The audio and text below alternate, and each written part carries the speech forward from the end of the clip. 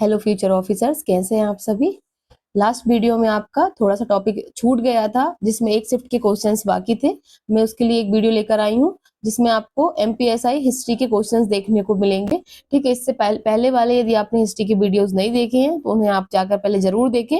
उसके बाद ही आपको यहाँ तक का पैटर्न समझ में आएगा कि कौन से क्वेश्चन फ्रिक्वेंटली आ रहे हैं, किन टॉपिक पे हमें ज्यादा फोकस करना है। तो चलिए 7th क्वेश्चन से स्टार्ट करते हैं।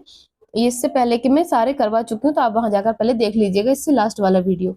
तो क्वेश्चन नंबर 7 है आपका। क्वेश्चन नंबर 7 है कि भारत के शास्त्रीय नृत्य शैलियों के संदर्भ में निम्नलिखित कथनों पर विचार कीजिए। यहाँ पे सबसे पहले दिया है आपका शास्त्रीय नृत्य। आप कमेंट सेक्शन में मुझे बताएंगे कि टोटल कितने शास्त्रीय नृत्य हैं आज अभी तक के घोषित। ठीक है, तो ये पहला है आपका शास्त्रीय नृत्य के बारे में बताया गया है। तो 8 टोटल शास्त्रीय नृत्य हैं, इसी में ही बता दिया गया है। तो टोटल 8 शास्त्रीय नृत्य में से एक है आपका सत्रिया नृत्य। ये है आपका असम से जुड़ा हुआ है और असम के वैष्णव संत से श्रीमद शंकर देव द्वारा स्थापित किया गया था। ये बिल्कुल सही है। असम के 2 फेमस नृत्य हैं जिसमें आपका बिहू और सत्रिया, जिसमें से आपका जो सत्रिय नृत्य है वो शास्त्रीय नृत्य में शामिल है। आप मुझे टोटल शास्त्रीय नृत्यों के नाम कमेंट सेक्शन में बताएंगे। दूसरा स्टेटमेंट है लास्य और तांडव। दूसरा स्टेटमेंट है यहाँ आपका लास्य तांडव के बीच मूलभूत अंतर कौन सा है। रस भाव है, जिसमें लास्य आक्रामक है और वीर भावों पर बल देता है, जबकि तांडव कोमल श्रेत्र भाव पर बल देता है। देखो आप सबको क्लियर मतलब यहाँ इतना तो आइडिया होता ही है। यदि जो क्वेश्चंस नहीं आते हैं उनको हमको वर्ड को ब्रेक करके पढ़ना है। ये मैं आपको पहले भी बहुत बार वीडियोस में बता चुकी हूँ। ठीक है, तो तांडव का अर्थ होता है रौद्र रूप में। ठीक है, तो ये आपका कोमल तो हो नहीं सकता, और ये लास्ट से है जो आक्रामक और वीर भाव पर नहीं होता, ये इंटर चेंज कर दिए हैं। तांडव का आपका आएगा आक्रामक वीर भाव और लास्ट का आएगा आपका कोमल। तो स्टेटमेंट आपका हो जाएगा गलत। जब सेकंड स्टेटमेंट आपका गलत होगा ना, तो सेकंड स्टेटमेंट गलत होने से ये कट गया, ये कट गया और ये कट गया। ऑटोमेटिक आपका फर्स्ट एंड थर्ड हो जाएगा सही। यही आपका लास्ट वीडियो में आप देखेंगे लगातार हर एक शिफ्ट में एक क्वेश्चन ऐसा आया ही है जिसमें आपको एक एलिमिनेट करोगे तो आपके आंसर निकल जा रहे हैं, भले आपको 2 स्टेटमेंट रिमेनिंग पता हो या नहीं पता हो। इसलिए आपके लिए ये वीडियो बहुत हेल्पफुल है कि आप एलिमिनेशन मेथड सीखें। ठीक है, एलिमिनेशन मेथड से आपको एक क्वेश्चन का भी यदि वेटेज मिलता है तो वो बहुत ही अच्छी बात है, क्योंकि एक क्वेश्चन से भी बच्चे बाहर हो जाते हैं।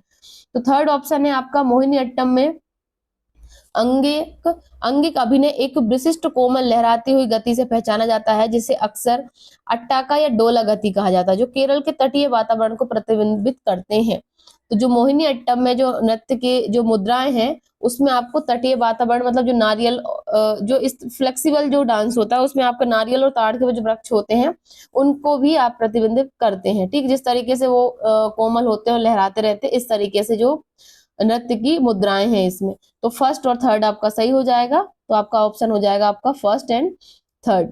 ठीक है, नेक्स्ट क्वेश्चन है आपका चौथा बौद्ध संगीत किस राजा के शासनकाल में हुआ था। तो आपको पता है इसकी एक ट्रिक होती है ए के। पहला होता है आपका अजात शत्रु को, उसमें दूसरा होता है आपका कालाशोक, तीसरा होता है अशोक, फिर चौथा होता है आपका कनिष्क के उसमें। ठीक है, तो चौथा किसमें है आपका कनिष्क के उसमें, कनिष्क। ठीक है, कुंडलवन मतलब कश्मीर। ठीक है, कहाँ पे होती है ये संगीति आपकी बौद्ध संगीति, तो ये होती है कुंडलवन कश्मीर में होती है आपके। ठीक है, याद रखिएगा। अच्छा, इसके अध्यक्ष की बात करें तो अध्यक्ष थे इसके वसुमित्र, और इसके उपाध्यक्ष की बात करें तो उपाध्यक्ष थे इसके अश्वघोष। ठीक है, याद रखिएगा। चौथी बौद्ध संगीति किसकी अध्यक्षता में हुई थी, तो ये अध्यक्षता में हुई थी आपके कनिष्क के अध्यक्षता में हुई है। ठीक है, अध्यक्ष की बात करें तो इसके वसुमित्र थे, उपाध्यक्ष थे इसके अश्वघोष, और ये हुई कहाँ पे थी, कश्मीर में। फिर हम इसी में बात करें यदि हम कि चौथा बौद्ध संगीति की विशेषता क्या रही है, तो यहाँ पे आपका जो बौद्ध धर्म रहा है वो आपका 2 भागों में बट गया था। ठीक है, 2 भागों में बट गया था यहाँ पे ही। ठीक, एक हीनयान में बटा था और एक महायान में बटा था। ये याद रखिएगा, 2 शाखाओं में बट गया था, हीनयान और महायान। ठीक है, चौथी बौद्ध संगीति में ही।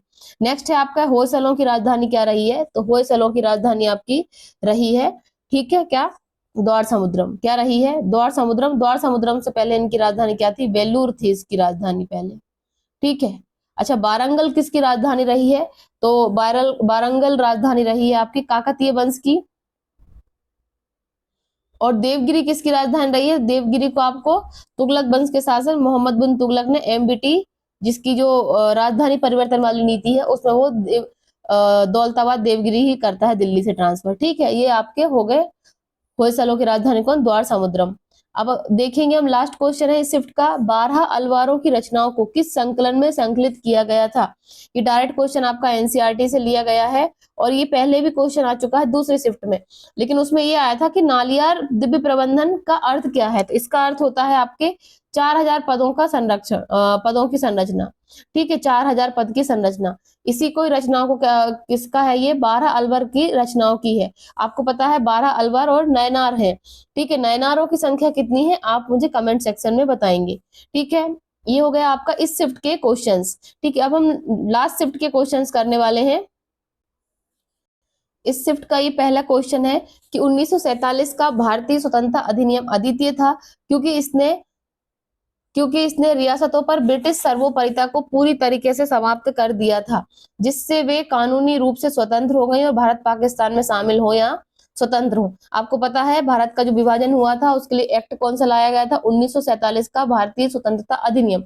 इसमें आपको रियासतों को बताया भी गया था या तो पाकिस्तान में शामिल हो जाए या फिर भारत में शामिल हो जाए। जो सेंटर की जो रियासतें थी उनको भारत में शामिल होने के लिए ही मनाया गया था। तो ये स्टेटमेंट आपका सही है। फिर सेकंड स्टेटमेंट, इसका कारण पूछा जाए कि ब्रिटिशों की सोची समझी रणनीति थी जो दक्षिण एशिया के बाल्कनाइज्ड छोटे छोटे टुकड़ों में बटा हुआ और राजनीतिक रूप से अस्थिर बनाया जा सके, जिससे वह ब्रिटिश आर्थिक और सैन्य प्रभाव पर निर्भर बना रहे। ये क्वेश्चन, ये स्टेटमेंट आपका गलत है, क्योंकि यहाँ पे लॉर्ड जो माउंट बैटन है, क्या नाम था उनका? Mountbatten. Mountbatten plan के तहत ये इसको जो हुआ था, ठीक। और ये बाल्कनाइज नहीं हुआ था। बाल्कन कंट्रीज का आपने सुना होगा वर्ल्ड ज्योग्राफी में नाम, तो बाल्कन कंट्रीज में छोटे छोटे टुकड़ों में बट गई थी यहाँ पे साउथ एशिया वाला पार्ट, तो वैसा नहीं हुआ था यहाँ पे, ठीक है। तो ये प्रॉपर आपके माउंट बैटन योजना के तहत हुआ था बंटवारा। तो ये कारण हो जाता है आपका गलत, ए हो जाता है सही और आर हो जाएगा आपका गलत। A is true but R is false, तो ये स्टेटमेंट, ये वाला ऑप्शन आपका सही हो जाएगा। नेक्स्ट है आपका सिंधु घाटी सभ्यता की अर्थव्यवस्था के संदर्भ में निम्नलिखित कथनों पर विचार कीजिए।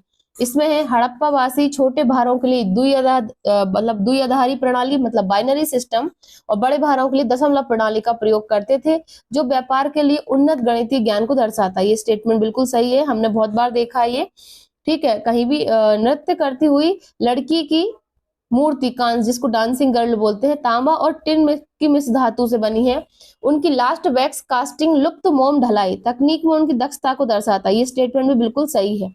थर्ड है आपका, उन्होंने लाजवर्द लेपिस लाजुली, एक अफगानिस्तान की जगह का नाम है लाजवर्द, के सोर्तगुई से आयात किया था और कपास के वस्त्र मेसोपोटामिया को निर्यात किए गए, जिसे मेलुआ कहा जाता है। ये बिल्कुल सही है। तो आपके यहाँ पे तीनों स्टेटमेंट बिल्कुल करेक्ट है, लेकिन पूछा क्या गया है? पूछा गया है कि कौन सा सही नहीं है। तो सही नहीं है का मतलब क्या होता है? गलत पूछा है इसमें, बल्कि बाकी सारे तो सही हैं। तो हो जाएगा ऑप्शन इनमें से कोई नहीं। क्या आंसर हो जाएगा इसका? इनमें से कोई नहीं। नेक्स्ट है आपका हर्षवर्धन के शासनकाल की जानकारी।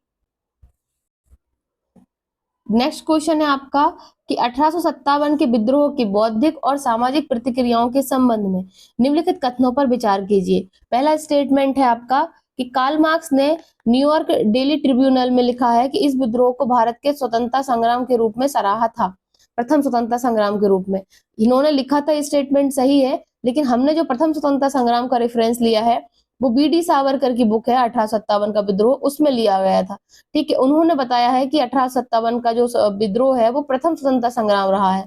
तो हमने रेफरेंस किसका लिया है? बी.डी. सावरकर, विनायक दामोदर सावरकर का, ठीक है। तो ये स्टेटमेंट हो जाएगा आपका गलत।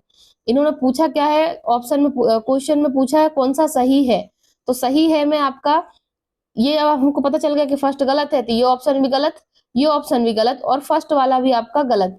तो ऑटोमेटिक आपका सेकंड ऑप्शन, जब एक ही बचता है तो यही आपका सही हो जाएगा। फिर भी हम पढ़ लेते हैं, मतलब थर्ड स्टेटमेंट तो आपका गलत ही होगा क्योंकि ऑप्शन में ही नहीं है ऑटोमेटिक। तो सेकंड ऑप्शन देखते हैं। बंगाली बुद्धिजीवी रंज नारायण बसु ने अपनी पुस्तक हिंदू हिंदूर प्रोकृत इतिहास में इस विद्रोह को एक प्रक्रियावादी आंदोलन के रूप में निंदा की। ठीक है, ये स्टेटमेंट आपका बिल्कुल सही है ऑप्शन के हिसाब से। हिस्ट्री में मैंने बार बार बताया है कि पहले आपको ऑप्शंस देखने, उनके अनुसार देखना, जरूरी नहीं है कि आपको सारा कुछ पता हो। ठीक है, तो ये हो गया। नेक्स्ट क्वेश्चन है आपका, जोड़ियां मिलाना है कि कौन सी सही ढंग से मिल खाती है। तो बाल गंगाधर तिलक का है आपका केसरी समाचार पत्रिकाएं दी गई हैं इसमें, एक साइड, ठीक है, और एक साइड आपके नेता हैं। तो बाल गंगाधर तिलक की समाचार पत्र या पत्रिका कौन सी है? केसरी मराठी, और मराठा जो है आपका अंग्रेजी भाषा में था, और केसरी जो था मराठी भाषा में था। नेक्स्ट है आपका स्वराज को जन्मसिद्ध अधिकार के रूप में मान्यता देना और सांस्कृतिक पुनरुद्धार के माध्यम से जन लामबंदी करना, ये बिल्कुल सही है, फर्स्ट का ए। फिर सेकंड आता है आपका विपिन चंद्र पाल, लाल बाल पाल के बारे में है ये। ठीक है, आपको पता है कि लाल बाल पाल, ये आप मुझे कमेंट सेक्शन में बताएंगे कि ये उग्र विचारवादी धारा के थे या उदारवादी विचारधारा के थे। ठीक है, तो इसमें है विपिन चंद्र पाल, नया भारत और वंदे मातरम इनकी रचनाएं हैं। तिलक के जन अपील से भिन्न आध्यात्मिक राष्ट्रवाद और निष्क्रिय प्रतिरोध का प्रचार, ये भी बिल्कुल सही है। थर्ड है आपका लाला लाजपत राय, द ट्रिब्यून, लाहौर और पीपल, ये बुक है इनकी। ठीक है, इसमें बताया गया है कि ब्रिटिश साम्राज्यवाद की आर्थिक आलोचना और सामाजिक सुधारों के साथ साथ राजनीतिक संघर्ष पर जोर दिया गया। तो ये तीनों ही स्टेटमेंट सही हैं आपके। और पूछा क्या गया है इसमें से कौन सा सही ढंग से मेल खाती हैं, तो ऑप्शन हो जाएगा सभी तीन, तीनों ही सही है। ये याद रखिएगा इनकी कौन कौन सी रचना है और इनके बारे में क्या बताया गया है। ठीक है, नेक्स्ट है आपका, ठीक है, भारत के विभाजन ने संविधान के निर्माण को प्रभावित किया। निम्नलिखित में ऐसी कौन सी व्यवस्थाएं विभाजन के अनुभवों से सबसे प्रत्यक्ष रूप से संबंधित मानी जाती हैं? तो इसमें हम ये देखेंगे कि पूरे संघ के लिए एकल नागरिकता अपनाना, ये स्टेटमेंट बिल्कुल सही है आपका। फिर है 25 से 28 का समावेश, जो धर्म की स्वतंत्रता की गारंटी देते हैं, क्योंकि उस समय हिंदू और मुस्लिम में बट गए थे। ठीक है, तो ये स्टेटमेंट भी बिल्कुल सही है। तीसरा है आपका राष्ट्रपति का निर्वाचक मंडल, नहीं, ये इससे बंटवारे से कोई मतलब विभाजन से कोई लेना देना नहीं है राष्ट्रपति के निर्वाचन का। ठीक है, तो ये स्टेटमेंट आपका थर्ड नंबर का हो जाएगा गलत। जब थर्ड नंबर का गलत होगा आपका, तो ये ऑप्शन कट हो जाएगा और ये ऑप्शन कट हो जाएगा। ठीक है, अब आपको पढ़ना है, दूसरा तो सही दोनों में ही है। चौथा पढ़ते हैं, राष्ट्रपति को वित्तीय आपातकाल घोषित करने का अधिकार।